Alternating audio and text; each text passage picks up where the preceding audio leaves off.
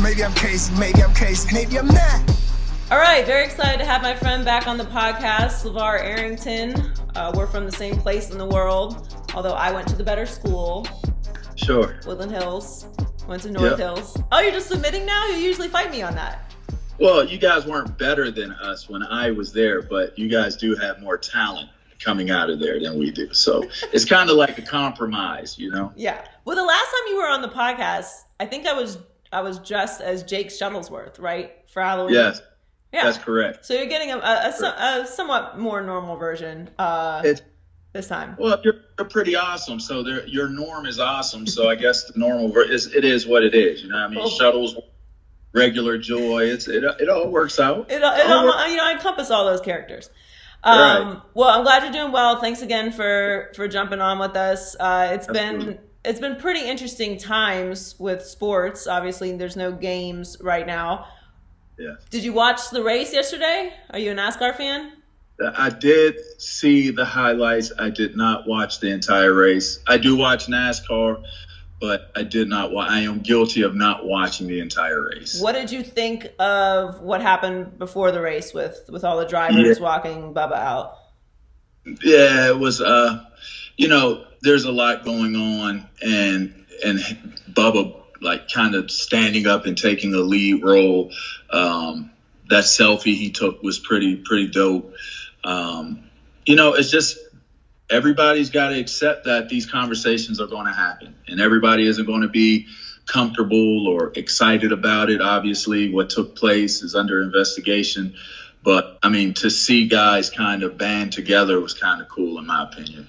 Now, like I said earlier, we're from the same place in the world, from Pittsburgh, Pennsylvania. And, in the community, we always have these conversations, right? So this is really only new to other communities, the white community or other people of color who don't have these conversations about, police brutality in the Black community and social injustices. But did you have these conversations with teammates either in high school or college on the pro level at all, or is this something that was just completely out of the locker room?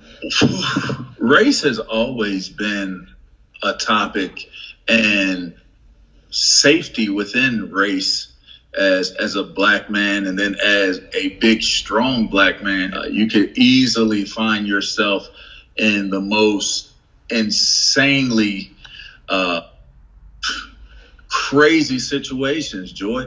Like, I think about when we were in college, there were always the guys who were 3 or 4 beer strong guys, and it was driven by whatever it was driven by, but they always wanted to fight after 3 or 4 beers, it without fail.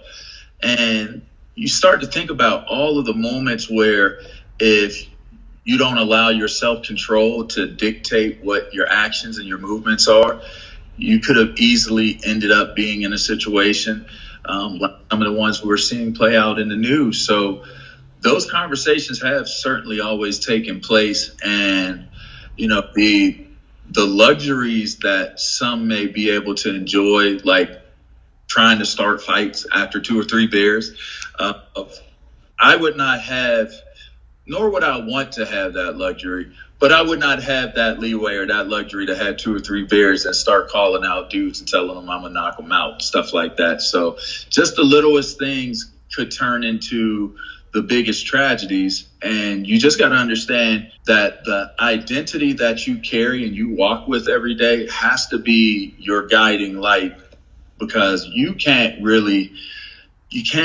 kind of predict what people are going to bring your way, and you can't predict how people are going to react to you. And so those conversations definitely take place as to how do you navigate, in a way where you're not putting yourself in harm's way. I mean, because it's very real. So a lot of players have said that they're going to take a knee when the NFL season starts again. Obviously bringing up the Kaepernick conversation. Goodell came out and said he's open to Kaepernick signing with the team. Do you think he will end up on a team this year? I've continued to say I don't believe he'll be on a team. I think that ship has sailed. I know a lot of people hold out hope and for different reasons, they hold out hope that he'll end up on a roster. I think it would be a feel-good story because it's a story of redemption. But when I look at what the given circumstances are, he's way too high profile to be just a backup quarterback. I think the amount of attention, the media circus that would surround him for any team that he would go to, and not even being a starter, the amount of questioning and prodding and poking the other players. Just, I'm a high school coach, Joy. So as a high school coach, if I'm thinking of a person that's going to be in my locker room that would be a disruptive force, and that's high school, let alone pro, I just think that it would be tough to see an organization pulling the trigger on that. And honestly, I would want to see how much he has left. Like, can he even win a job on a roster? And I think we continue to kind of blow over that fact and that point that, Kaepernick had 2 really good seasons, and those seasons were exceptional. But in my opinion, I don't think he was ever an elite NFL football player. And so for him to be in a scenario where he's out of the game for as long as he's been, you got to question, like, your brother played in the National Football League, a Hall of Famer. You got to question what is the level of competition, right? And as it's constantly evolving, what is the level of competition if a guy that was never really considered to be an elite, well, for me, I never consider him to be an elite guy, can just come back and get into the league after being out for 3, close to 4 years. Just, to me, I don't see it. It doesn't add up to me, but that doesn't mean it can't happen. So what kind of conversations are you having with the kids that you're coaching as far as, everything that's going on with Black Lives Matter and what we're seeing with police brutality and the protests, and just with, Corona and the pandemic and the shutdown? Yeah, my conversations have generally been pretty consistent. Just maintain the maintenance of improving who you are. Take so much time on figuring out who you are and what makes you work. How do you find wins? What's that process? Like, really spend time getting to know yourself and understanding that the more you understand about you, the better person you can be to the world that you're walking in. And so that's always a consistent message for my guys. I always say, if you're an awesome person, it always leads to you being an awesome athlete. And so as far as everything that's going on with the coronavirus, obviously you got to be safe. You got to pay attention to what's going on around you. Don't take for granted that because you're young that you can have an impact with what this pandemic has meant and that illness and what it has meant. So be aware, be of service, make sure that you're helping within your home, making sure if you can help within your community, help within your community and service that way. And that goes for Black Lives Matter as well, because to me, it's all about people coming together and really finding a common ground that maybe wasn't as accessible at some point. Maybe people didn't feel comfortable enough to say what they were feeling. I saw one of my players post on social media the other day. I had to wait until I graduated to kind of say what I felt. And I was like, whoa, like, that's pretty deep, and posted what he felt. And so I think that a lot of people have been afraid to have real conversations about what racial relations really look like, the tension of it. And what's interesting is I'm at a predominantly Asian school. So it's a lot of Asian kids.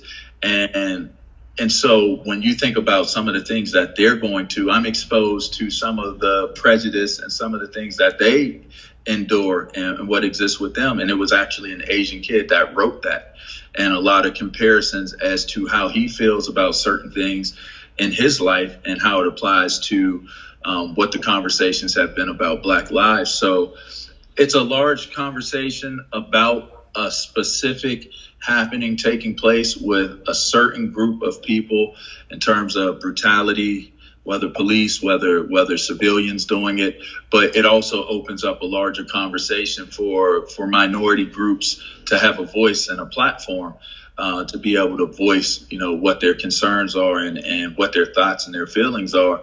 And people are actually not condemning them. They're open to having the conversations. So being that you are a coach and you used to be a player, we are going to get sports back, or we're assuming sports are coming back, particularly football in the fall. If you were a player, and I guess you can speak to being a coach as well, like your concerns as being a coach, how concerned would you be about coming back while the pandemic is still going on? Because obviously they're going to take provisions to try and keep everybody safe, but you can't play the NFL in a bubble the way that the NBA is doing, and baseball's kind of trying to get their season in however they're going to do it, but it can't be in a bubble. So would you feel comfortable coming back to play? I just think the given circumstances of what that return will look like, because as a coach, I'm looking at it for them as players.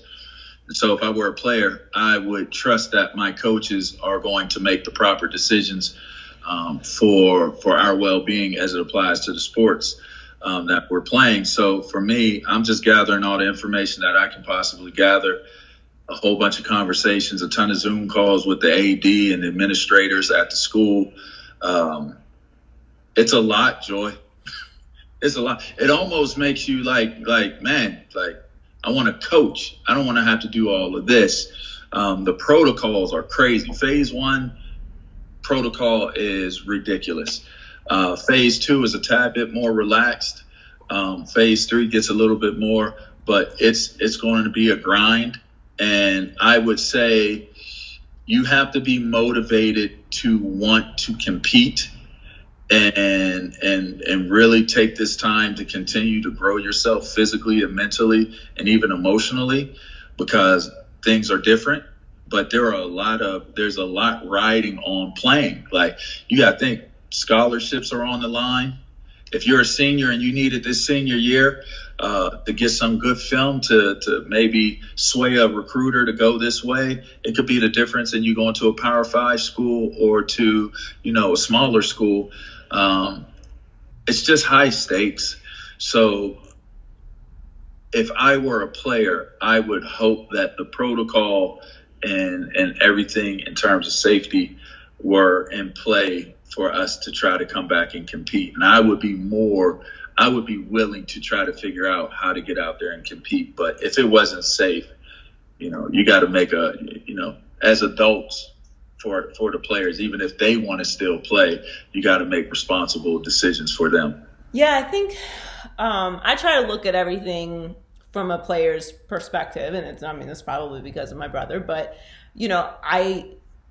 I think there's so much more that goes into starting sports again. That's not just, we want to watch sports on TV, or, we want, to make sure that the leagues save some money so they can continue to keep playing. Like, people have to consider how much rides on these leagues, and even on the high school level. Like, the implications of not having a high school season this year for seniors is massive. Like, everything you just said. So you need more tape because you're right there. Like, that determination could send the next 3 years of their life in a completely different direction because they weren't able to get the film. And when 3 years from now, the pandemic will be gone and there'll be a vaccine and we'll all have moved on with our lives. But there's a big ripple effect to these decisions. It's two classes too. It's the senior class and it's the incoming junior class that are most impacted by this. And so more often than not, schools and for what it's worth, for college guys as well, because it's all about trying to get the film and get the proper, adequate enough, accomplishments to be able to have a chance at the league. So, and there's the staff. I mean, you're a coach, there's equipment managers, there's people that work in the building, there's administrative staff. Like, there's a lot that goes into it. It's overwhelming when you start thinking about it. Like I said, it is quite a bit. And so you're right, when you're thinking about what that looks like. Like if you have no season, like you have to make layoffs if that need be. Do I get laid off if need be? Which is, I mean, I'd be okay, but man, like under those circumstances, it kind of, nobody likes that. So it's just kind of one of those things where it's something that we all have to adjust to. But the same things that I preach to those, the young men that play for me is the same thing that we have to live by, the same rules and principles we have to live by. In times of uncertainty, it's going to be your identity that carries you and defines what the moments are in these types of times. So, nothing to be afraid of, just hard work and education as to what's the best path moving forward, and trust and believe that we'll get through it. In the end, we're going to get through it. So whatever those, the plans are for those seniors or for those juniors or even the sophomores that are involved, and I'm sure for college and pro, however it applies for them, everybody's coming up with their best ways to have conversations to best get through this and prepare for the future. Well, assuming that we do have an NFL season, which I think that we will, the AFC North is very interesting. Now, I grew up obviously liking the Steelers, but the Dolphins are my heart's team. Mm-hmm. I am not buying into the Steelers this year. I don't know what to expect from Big Ben. I didn't like the whole mountain man recovery look. I know we're always picking apart what guys are wearing. Cam Newton's whole reputation is based off the fact that he wears big hats, and you've got Ben out here looking like he's been in quarantine 2 months before quarantine started. I just am not buying into the Steelers this year. I can't. I don't know what it is. And maybe it's because I don't like what they've done with their backup quarterback situation. We saw what Mason Rudolph and Duck Hodges were last year. It's nonsense. And they've made no effort to improve on that if anything happens to Ben. And in this particular situation where you also have to consider a pandemic and a shortened off-season program, so we're going to have to expect some injuries, I'm not buying into them this year. Only thing I'll say to that is I buy into Mike Tomlin. Sure. A lot of people aren't big Tomlin fans, but I like Mike Tomlin. I'm a big proponent of Coach Tomlin, and I think he's one of the sharpest coaches and people that I've been around and had the opportunity and pleasure to meet. They have a pretty strong defense, and they have some ballers, some young boys on there that can get after it. Offensively, they dealt with some injuries. Receivers dealt with some key injuries, obviously dealing with Ben not being in. But if you look at the division itself, even I think that's one of the toughest, if not the toughest division in the NFL. Baltimore, you got to really focus in on, obviously, which they do that anyway because that's a rivalry game. Cincinnati, what is Joe Football going to come make them a Super Bowl contender in his rookie year? I don't think so. I don't believe that Cincinnati will be a legitimate contender. Cleveland is a wild card. I'm believing that Baker Mayfield will have a good third season, but I would not be surprised if he did not. And so with all that talent in Cleveland, it's like a weird deal. Like they give you the creeps because they could be really, really good, but in reality, they're the Browns. So you got to play them tough, but I don't know. They're not one of the cool kids in the school, right? So nobody's paying attention to them. So it's really, to me, only a 2-team deal anyway. So if they can do what they need to do otherwise and kind of stay close, almost like what they did this year when he saved the season for them this year, if they could stay close for long enough, they could sneak in and possibly compete for the AFC North, or they could sneak in as a wild card for the playoffs. But I don't see them being like a bust season where they don't even make the playoffs. No, it's not that I think they're going to be So here's what it is. The Steelers are always supposed to win the Super Bowl every year, right? Like even if that's completely unrealistic, that's the expectations of the Pittsburgh Steelers. And I just feel like they have massively underperformed over a long period of time. You had Ben Roethlisberger healthy, Le'Veon Bell, Antonio Brown. Nothing happens. Nothing came of it. It was overall a massive disappointment. Now Antonio Brown and Le'Veon Bell aren't there, obviously. And the replacement talent for the two of them is good, but it's not Le'Veon Bell and Antonio Brown. And the Steelers were right there. They were in the playoff conversation late into the season with Mason Rudolph and Duck Hodges. But my thing is, if anything happens to Ben this year, which we don't know, we're back to Mason Rudolph and Duck Hodges. Like, make that make sense. We already saw them. Well, you mentioned Le'Veon Bell. They haven't been good since they lost Le'Veon Bell. And even though they weren't Super Bowl, they were contenders. They just weren't winning it with AB and Le'Veon. But Connor is a really fine running back, and if he can stay healthy, can really, really add that extra dimension. They missed that this past season. They added a kid, McFarland, out of Maryland, who is a stud. The kid, I've known him since he was at DeMatha in high school. The kid is amazing, and I'm sure he will add an extra dimension to their running attack. Pittsburgh's running attack is the key to everything. If they get their running game going, it tends to make things a little bit easier for Ben. Ben isn't in as much harm's way with throwing the ball. And so look for them to really, really try to establish that, reestablish their running game. We know it's a passing game league these days, but now for the Pittsburgh Steelers, it's imperative that they really, really establish that they can run the ball. And Juju comes back healthy. He's going to have another opportunity to show that he is the lead dog.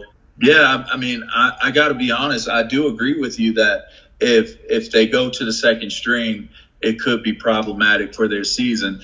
But with that being said, if they can get their running attack going, it may be a difference maker for the guys who would ultimately come in if something happened to Ben. So I shouldn't sell my stock just yet.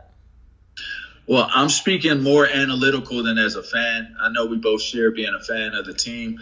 But with my analytical eye, I think they can have a good year. Based upon Ben's health and what he has left and what we'll see him show during the course of the season will dictate if you look at them and say, can they contend and go deep into the playoffs? But today, I still think that they can be a competitive team from an analytical standpoint. From a fan's perspective, I'm hoping that they can do really well. And, I'm the guy as a pro player, Joy, used to wear a Jason Gilden helmet during the playoffs because we were never in the playoffs. So I was always home watching the Pittsburgh Steelers play. And I used to wear my Jason Gilden helmet while watching play. So I mean, that's what I usually do. The Dolphins are a little different this as of late. We have some hope now, but I usually just watch the Dolphins for the first 6 or 7 games more intently than the Steelers. They're usually out of it, and then I just seamlessly switch back over to the Steelers and watch them, and let's ride that wave into the playoffs because that's how it works. Right. But right. I mean, I'm always obviously a Steelers fan, but I'm getting impatient, I think is what it is. Well, we've been spoiled during our childhood, and just so everybody knows, I'm a little older than Joy, maybe a lot older. But anyways, how old are you? I'll be 42. Okay, I'm 33. Yeah, I'm a lot older. Older. A whole lot older. 20 years is a lot older. While you were a toddler and still growing into yourself, we were really spoiled with some really, really, really gifted teams. And the crazy thing is, out of all those years of growing up, we never got a Super Bowl. Never got a Super Bowl. But we were always very, very good and very close. I mean, the years with Barry Foster and Tim Worley and Warren Williams at running back, and then, Bubby Brister and guys like Mark Malone. And so it's kind of like for us, we've been spoiled, but not like Patriot fans spoiled. Right. And then we get a little older, and we get, those 2 Super Bowls, and then it comes again. And It's been enough Super Bowls where it's like, man, like the Steelers, they're worth believing in, because it really comes down to if the organization is structured well enough for that franchise to have those opportunities, and the Steelers have proven that they're one of those organizations. Yeah, I mean they're one of the best run organizations in the league, and still a championship level organization overall. I just have apprehension this year, but I'm gonna hold on to my stock for a little bit longer. But thanks so much for joining me, LaVar. I really appreciate it. I'm glad you're doing well. Glad the family's well. Sounds good. Appreciate you having me on. Thanks.